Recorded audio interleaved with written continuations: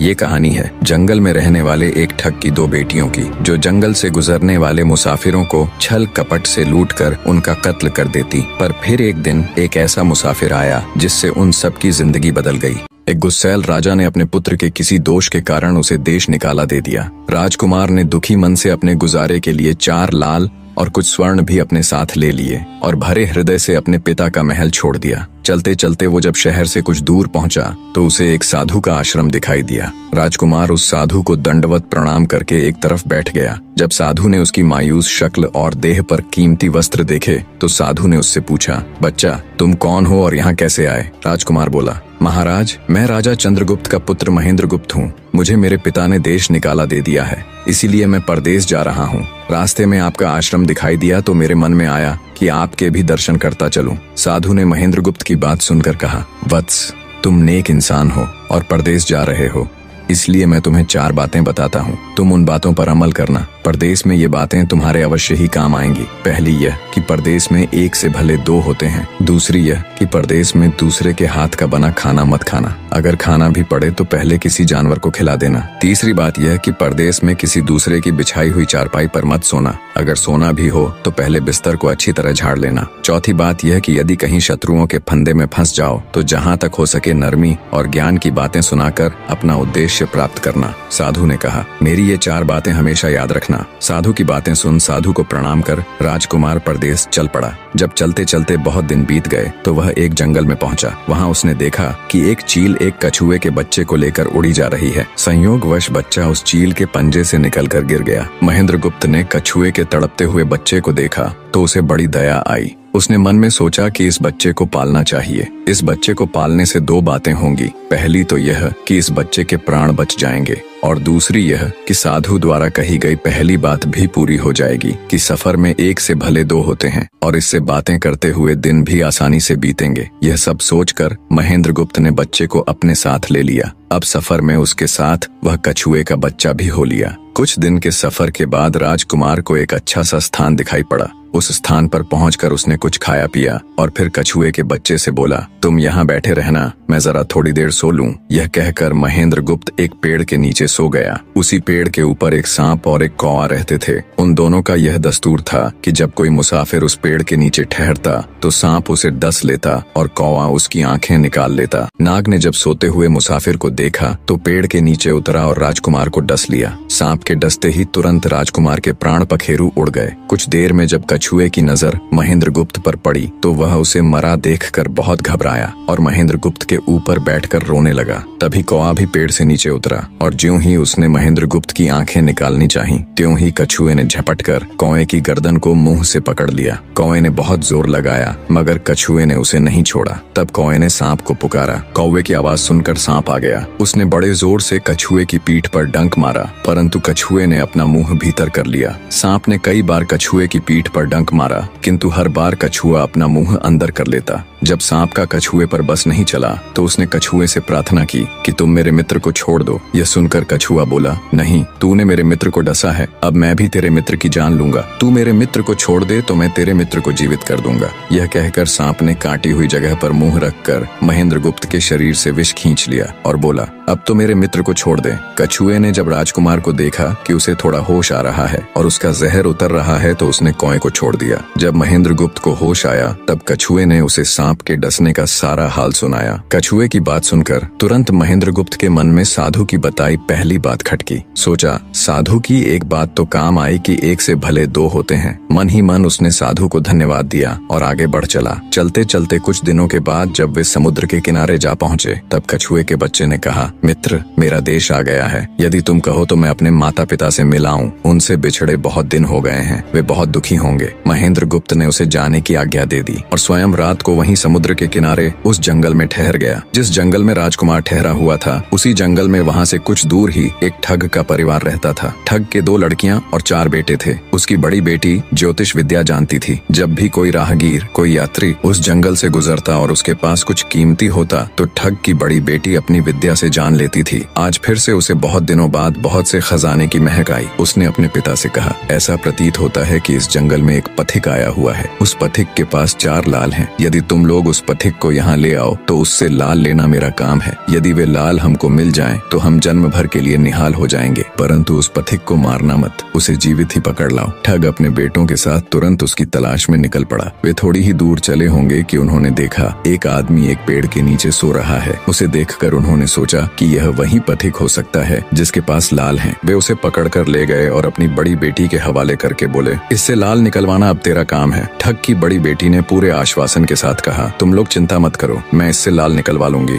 ठग की छोटी बेटी ने जब महेंद्रगुप्त को देखा तो वह दिलोजान से उस पर मोहित हो गई। पहली ही नजर में वो अपना दिल उस नौजवान राजकुमार को दे बैठी। भाइयों के डर से कुछ कह तो न सकी, लेकिन मन ही मन उसको बचाने की युक्ति सोचने लगी। कुछ देर बाद ठग की बड़ी बेटी ने खाना बनाया और उसमें जहर मिला दिया। वही खाना उसने महेंद्रगुप्त को परोस दिया। जब थाली महेंद्रगुप्त के सामने आई तो उसने खाने के लिए निवाला तोड़ जैसे ही उसे खाने को हुआ, तभी उसे साधु की कही गई दूसरी बात याद आई। उसने थाली में से थोड़ा सा भोजन निकालकर कुत्ते के सामने डाल दिया। जैसे ही उस खाने को कुत्ते ने खाया वो तुरंत मर गया। यह देखकर महेंद्रगुप्त ने भोजन नहीं किया। उसने अपने मन में सोचा कि साधु की दूसरी बात भी काम आई। अपनी इस चाल को असफल होते देखकर ठग की बड़ी बेटी को गुस्सा तो बहुत आया, पर वो अपने गुस्से को अंदर ही अंदर पी गई। उसने महेंद्रगुप्त के सोने के लिए पलंग तैयार करवाया और उससे कहा, जाओ पथिक, ऊपर के कमरे में तुम्हारे लिए पलंग तैयार करवा दिया है, अब तुम आराम करो। कई दिनों की सफर की यात्रा के कारण थका हुआ राजकुमार जब ऊपर आया तो उसे बढ़िया धुली हुई चादर पलंग पर बिछी हुई दिखाई दी। सोचा जो हुआ सो हुआ, कई दिनों के बाद चैन की नींद तो सोने को मिलेगी। वो जैसी ही पलंग पर बैठने को हुआ तो उसे साधु की तीसरी बात याद आई कि परदेश में हमेशा बिस्तर को झाड़कर सोना। जैसे ही उसने बिस्तर को झाड़ा तो उसके होश उड़ गए। वो बिस्तर एक कच्चे सूत से तैयार किया गया था जिसके नीचे आग का कुआं था। महेंद्रगुप्त ने देखा कुएं के अंदर बड़े बड़े आग के अंगार धधक रहे हैं। सोचा साधु की तीसरी बात भी काम आई। उसने एक बार फिर मन ही मन साधु का धन्यवाद किया और पास पड़ी एक टूटी हुई चारपाई पर लेट गया। थोड़ी देर पहले जो राजकुमार चैन की नींद लेने की सोच रहा था, अब नींद उसकी आंखों से कोसों दूर थी। अब तो उसे अपनी जान के लाले पड़े थे। सोचने लगा आज की रात बचना बहुत कठिन है। तभी ठग की छोटी बेटी मौका पाकर आई और कहने लगी, हे प्रिय, मैं तुम पर दिलोजान से न्यौछावर हूँ, परंतु आज की रात मेरे वश में कुछ नहीं है। आज की रात मेरी बड़ी बहन की बारी है। जिस तरह भी हो सके बस आज की रात मेरी बहन से अपने प्राण बचा लो, कल मेरी बारी है। हे स्वामी, मैं तुम्हारी दासी हूँ, मैं तुम्हें साफ बचा लूंगी। इतना कहकर ठग की छोटी बेटी चली गई। जब सब लोग खाना खा चुके तो ठग की बड़ी बेटी ऊपर बने कमरे में चली। सोचा अब तक तो पथिक जलकर राख बन चुका होगा, पर जैसे ही वो कमरे के अंदर आई और देखा कि पथिक तो बिल्कुल सही सलामत टूटी हुई चारपाई पर लेटा हुआ है तो उसके क्रोध की कोई सीमा न रही। तुरंत उसने कटार निकाली और क्रोध से बोली, हे पथिक, या तो अपने चारों लाल मुझे अभी के अभी दे दे, वरना मैं तुझको मार डालूंगी। उसी समय महेंद्रगुप्त को साधु की चौथी बात याद आई कि कहीं शत्रुओं के फंदे में फंस जाओ तो जहाँ तक हो सके नरमी और ज्ञान की बातें सुनाकर अपना उद्देश्य प्राप्त करना। उसने सोचा कि आज रात बचना मुश्किल है, पर साधु की चौथी बात भी आजमानी चाहिए। महेंद्रगुप्त ने यह सब सोचकर लड़की से कहा, मेरे पास लाल नहीं है। यदि तू मुझको मारेगी तो वैसे ही पछताएगी जैसे बंजारा अपने कुत्ते को मारकर पछताया था। लड़की गुस्से में बोली, कौन बंजारा और कौन सा कुत्ता, क्या बक रहे हो तुम? तब राजकुमार बोला, तुम नहीं जानती तो सुनो लड़की, एक बंजारा था जिसने एक कुत्ता पाल रखा था। वो कुत्ता बहुत समझदार था जिसे बंजारा अपनी औलाद से भी ज्यादा प्यार करता था। एक समय ऐसा आया कि एक कातक नाम की भयंकर बीमारी के चलते बंजारे का सारा परिवार उस बीमारी की भेंट चढ़ गया और बंजारे की करोड़ों की संपत्ति भी बिक गई। दुखी बंजारा अपने कुत्ते को लेकर आगरा में एक साहूकार के पास जाता है और साहूकार को 10,000 के बदले अपना कुत्ता गिरवी रखने को बोलता है। उस समय 10,000 एक बहुत बड़ी रकम होती थी। पहले तो बनिए ने बंजारे को मना कर दिया, पर फिर कुछ सोचकर उसने बंजारे को 10,000 रुपए दे दिए। कुछ ही समय बीता था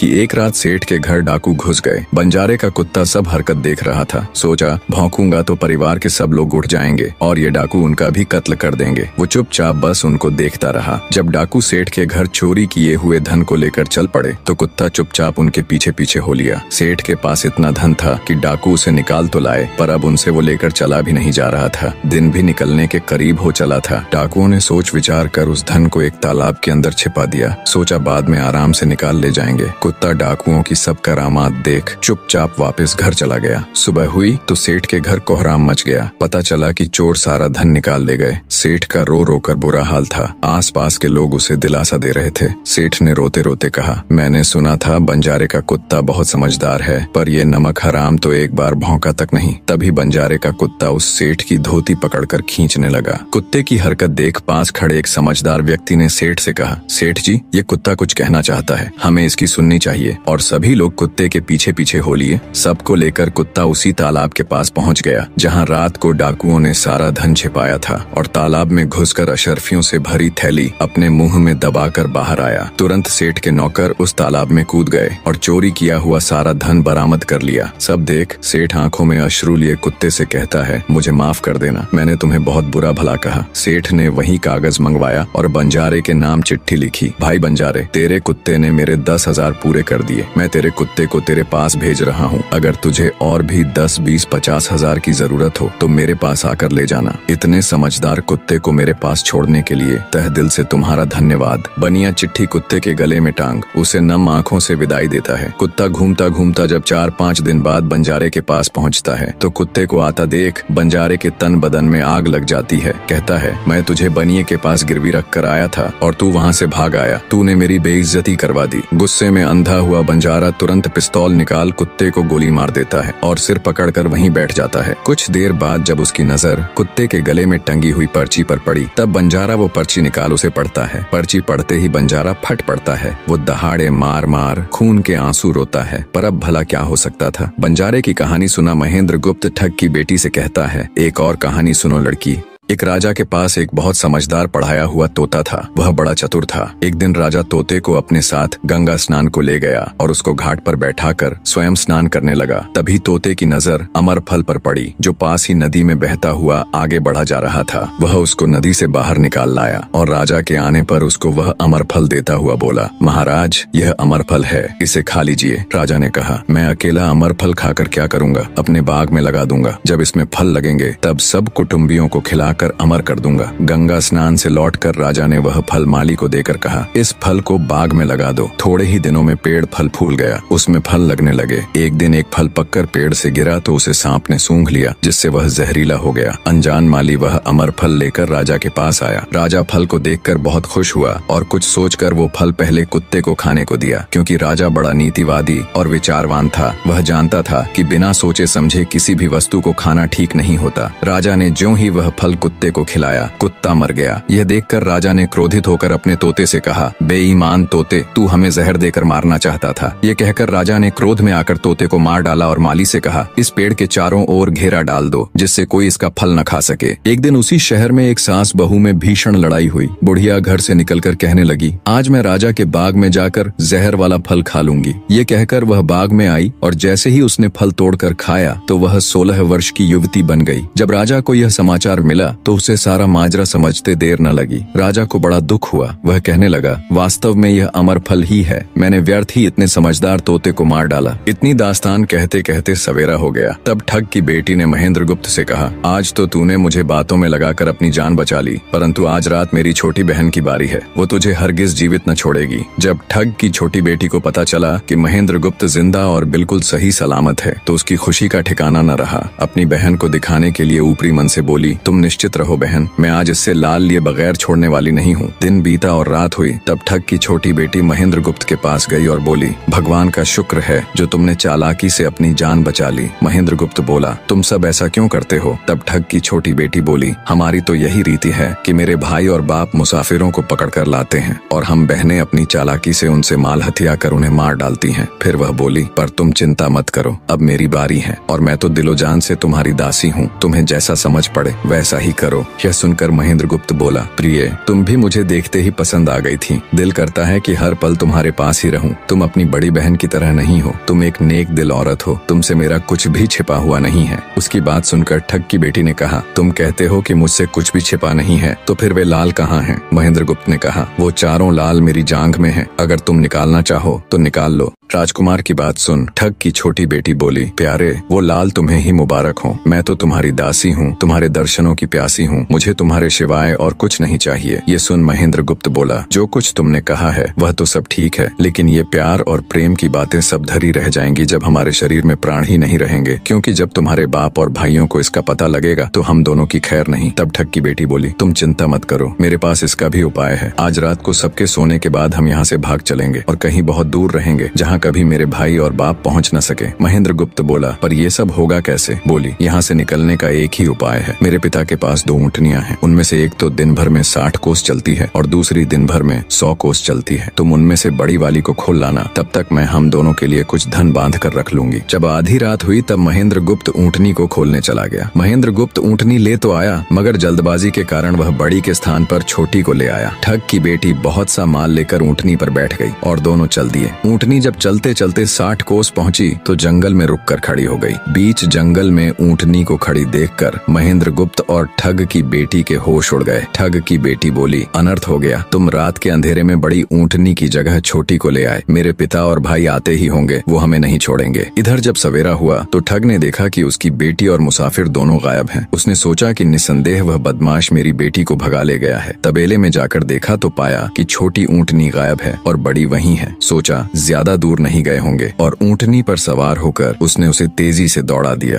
थोड़ी ही देर में जंगल में उस स्थान पर जा पहुंचा जहां महेंद्र गुप्त और उसकी बेटी ठहरे थे। महेंद्र गुप्त ने जब उसको आते देखा तो बहुत घबराया और कहने लगा, देखो तुम्हारा पिता आ रहा है, अब उससे प्राण कैसे बचेंगे? लड़की ने कहा, घबराओ मत और जो मैं कहती हूँ उसे ध्यान से सुनो। जाओ, जाकर उस पेड़ पर चढ़ जाओ। जब मेरा बाप तुम्हें पकड़ने के लिए आएगा और पेड़ पर चढ़ेगा तो मैं चुपके से बड़े वाली ऊँटनी पर चढ़कर उसको तुम्हारी डाल के नीचे खड़ा कर दूंगी। तुम कूद कर उस पर बैठ जाना, इस प्रकार हम दोनों बचकर साफ निकल जाएंगे। यह सुनकर महेंद्र गुप्त तुरंत पेड़ पर चढ़ गया। तब तक ठग भी वहां आ पहुंचा। पिता को देख उसकी बेटी ने फंड करते हुए कहा, पिताजी ये दुष्ट मुझे धोखे से यहाँ भगा लाया, आप इसे छोड़ना नहीं। ये सुन गुस्से से तिल मिलाया ठग महेंद्र गुप्त को पेड़ पर चढ़ा देखकर ऊँटनी से उतरा और उसे पकड़ने के लिए पेड़ पर चढ़ने लगा। बाप के ऊँटनी से उतरते ही मौका देख ठग की बेटी ऊँटनी पर चढ़कर उसे महेंद्र गुप्त की डाल के नीचे पेड़ के पास ले आई। महेंद्र गुप्त तुरंत कूदकर उस पर बैठ गया। महेंद्र गुप्त के बैठते ही ठग की बेटी ने ऊँटनी को दौड़ा दिया। ठग हाथ देखता रह गया। ठग की बेटी और महेंद्र गुप्त कई दिनों का रास्ता तय कर एक शहर में पहुंचे और दोनों वहीं बस गए। वहां महेंद्र गुप्त ठग की बेटी के साथ आराम से दिन गुजारता रहा और जब उसके देश निकाले की अवधि पूरी हो गई तब वह उसको लेकर अपने राज्य चला गया और उसके साथ शादी कर हंसता खेलता जीवन व्यतीत किया।